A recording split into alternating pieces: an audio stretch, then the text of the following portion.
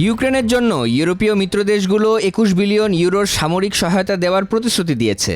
NATO সদর দপ্তরে অনুষ্ঠিত ইউক্রেন ডিফেন্স কন্ট্যাক্ট গ্রুপ ইউডিসিজির বৈঠকে এই সাহায্যের ঘোষণা দেওয়া হয়। ব্রিটিশ সংবাদ মাধ্যম বিবিসির প্রতিবেদনে বলা হয়েছে, ইউরোপের সামরিক সাহায্যের মধ্যে থাকবে বিমান প্রতিরক্ষা, ক্ষেপণাস্ত্র, ড্রোন ও অন্যান্য অস্ত্র।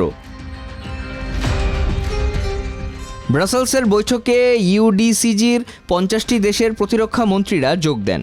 যুক্তরাষ্ট্রের প্রতিরক্ষা মন্ত্রী পিট হেগসেথ ভার্চুয়ালি বৈঠকে যুক্ত ছিলেন। তিনি এই সাহায্যের জন্য ইউক্রেনের মিত্রদের প্রশংসা করেন।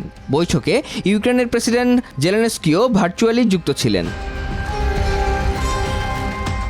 জার্মানির প্রতিরক্ষা মন্ত্রী বরিস পিস্টোরিয়াস জানান, বার্লিন আগামী ৪ বছরে ইউক্রেনকে ১১ বিলিয়ন ইউরো সাহায্য দেবে। ব্রিটিশ প্রতিরক্ষা মন্ত্রী জন হিলি বলেছেন, এ সহায়তা মস্কোকে একটি শক্তিশালী সংকেত দেবে। এছাড়া ব্রিটেন ও নরওয়ে যৌথভাবে ইউক্রেনের জন্য ৪৫ কোটি পাউন্ডের সাহায্য ঘোষণা দেয়। এই অর্থ রাডার, ট্যাঙ্ক, ধ্বংসকারী মাইন, গাড়ি মেরামতের সরঞ্জাম আর লাখ লাখ ড্রোন ক্রয়ে ব্যয় করা হবে। এর আগে ব্রিটেন ইউক্রেনকে ৪৫০ কোটি পাউন্ড দেওয়ার প্রতিশ্রুতি দিয়েছিল। ১১ এপ্রিলের ঘোষণা সেটারই একটি অংশ। বৈঠকে বিমান প্রতিরক্ষার উপর জোর দেওয়া হয়। ব্রিটিশ প্রতিরক্ষা মন্ত্রী জন হিলি বলেন, এবছরের শুরুতে রাশিয়া ইউক্রেনে ১০,০০০ গ্লাইড বোমা ফেলেছে। প্রতিদিন আরও ১০০টি আক্রমণ ড্রোন ছুটছে। যুদ্ধক্ষেত্রে এখন ড্রোনের আঘাতে ৭০ থেকে ৮০% মানুষ হতাহত হচ্ছে। এটি গোলাবারুদের চেয়ে বেশি।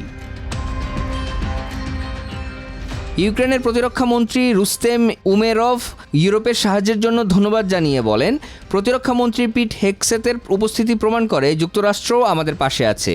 ইউরোপের ৩ প্রতিরক্ষা মন্ত্রী জন হিলি, বরিস পিস্টোরিয়াস ও রুস্তেম উমেরেভ রাশিয়ার উপর যুদ্ধবিরতি বিলম্বিত করার অভিযোগ তোলেন।